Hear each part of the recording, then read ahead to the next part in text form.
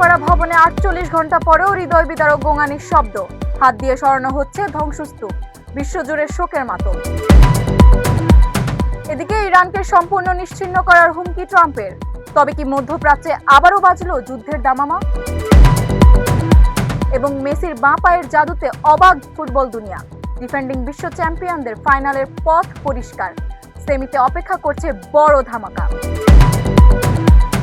আসসালামু আলাইকুম, স্বাগত আজকের বিশ্বের আলোচিত শীর্ষ সংবাদ উইন্ডো ওয়ার্ল্ডে। সাথে আছে আমি মেহরিন খান। এতক্ষণ শুনছিলেন সংবাদ শিরোনাম, এবারে জানিয়ে দেব বিস্তারিত।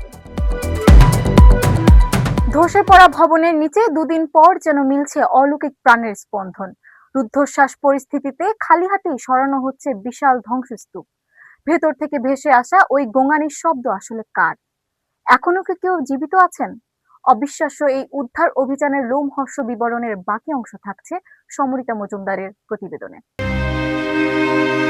মৃত্যুর ঠিক কতটা কাছ থেকে একটা মানুষ ফিরে আসতে পারে?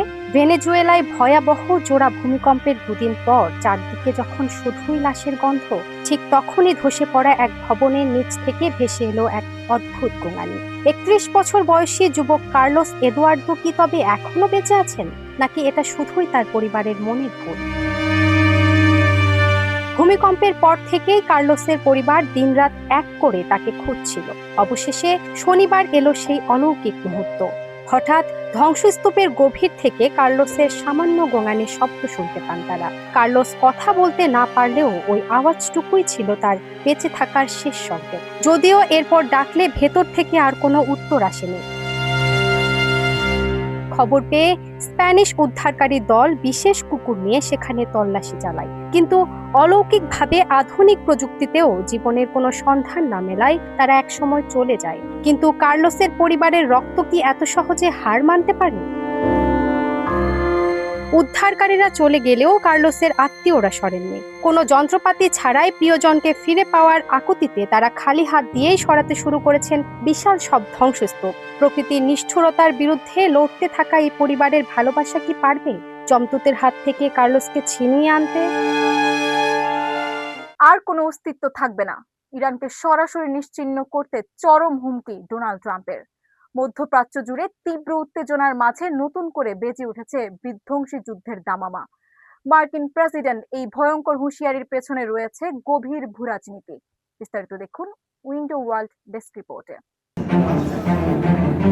একবার ভাবুন তো, পৃথিবীর বুক থেকে যদি হুট করে একটা আস্ত দেশ চিরতরে গায়েব হয়ে যায়, তবে কেমন হবে?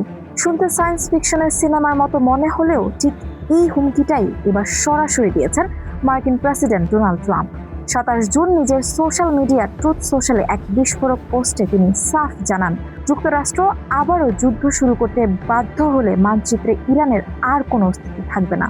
কিন্তু হঠাৎ কেন এত বড় হুমকি, আর কোন দিকেই বা মোড় নিচ্ছে এই যুদ্ধ? সবকিছুর সূত্রপাত ২৭ জুন, যখন হরমুজ প্রণালীতে একটি বাণিজ্যিক জাহাজে আকস্মিক হামলা চালায় ইরান।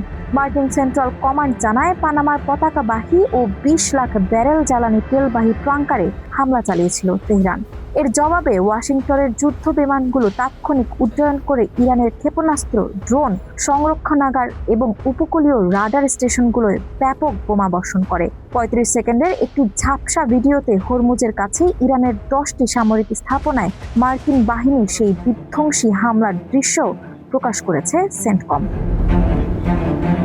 ট্রাম্পের দাবি, ইরান বারবার চুক্তি লঙ্ঘন করায় তারা এই পাল্টা আঘাত করতে বাধ্য হয়েছেন। হুমকির সুরে তিনি লেখেন, এমন সময় আসতে পারে যখন আমাদের পক্ষে আর সংযত থাকা সম্ভব হবে না এবং শুরু করা অভিযান সামরিকভাবে সম্পূর্ণ করতে বাধ্য হব।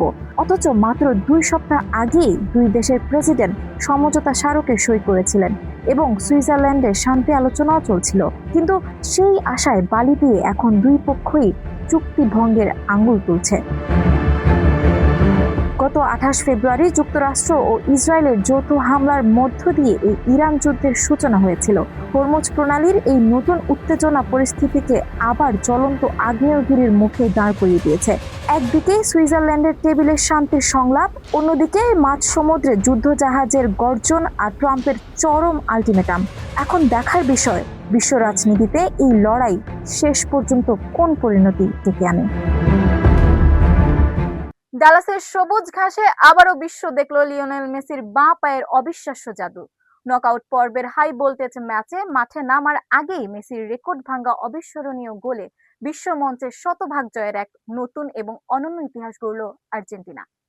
আলবিসেলিস্তাদের এই অপ্রতিরোধ্য পথ চলা এবং ফুটবল মহাতারকা মেসির এই ঐতিহাসিক এই বিশ্ব রেকর্ডের সব রোমাঞ্চকর তথ্য থাকছে তানভীর হোসেনের প্রতিবেদনে। ফেসবুক স্ক্রল করতে করতে এমন এক বিশ্ব রেকর্ড দেখার জন্য প্রস্তুত ছিলেন কি যা ফুটবল ইতিহাস আগে কখনো দেখেনি? হ্যাঁ, আর্জেন্টিনা ও লিওনেল মেসি ঠিক সেটাই করে দেখালেন। গ্রুপ পর্বের শেষ ম্যাচে জর্ডানকে ৩-১ গোলে উড়িয়ে দিয়ে শতভাগ জয় নিয়ে নকআউটে পা রাখল আলবিসেলেস্তারা। শুরু থেকেই একপেশে দাপট দেখিয়ে প্রথমার্ধেই ২-০ গোলে এগিয়ে যায় স্কালোনির দল। কিন্তু ম্যাচের আসল চমক তখনও বাকি ছিল। আর্জেন্টিনা কি পারবে এই আধিপত্য নকআউটেও ধরে রাখতে? বেঞ্চের শক্তি পরখ করতে ৯ বদল নিয়ে মাঠে নামা আর্জেন্টিনার হয়ে ১৯ মিনিটেই ফ্রি কিকে প্রথম গোল করেন জিওভান্নি লেসেলসো। এরপর প্রতিপক্ষের ফাউল থেকে পাওয়া পেনাল্টিতে ব্যবধান দ্বিগুণ করেন লাউতারো মার্টিনেজ। ৫৫ মিনিটে জর্ডানের আল তামারি এক গোল শোধ করে ম্যাচে কিছুটা উত্তেজনা ফেরানোর চেষ্টা করেছিলেন মাত্র। কিন্তু ম্যাচের আসল জাদু দেখালেন ৬০ মিনিটে বদলি হিসেবে মাঠে নামা এলেমটেন। দারুণ এক ফ্রি কিকে জর্ডানের মানব দেয়াল ফাঁকি দিয়ে বল জালে জড়ান তিনি। আর এই গোলের মাধ্যমেই বিশ্বকাপে টানা ৭ ম্যাচে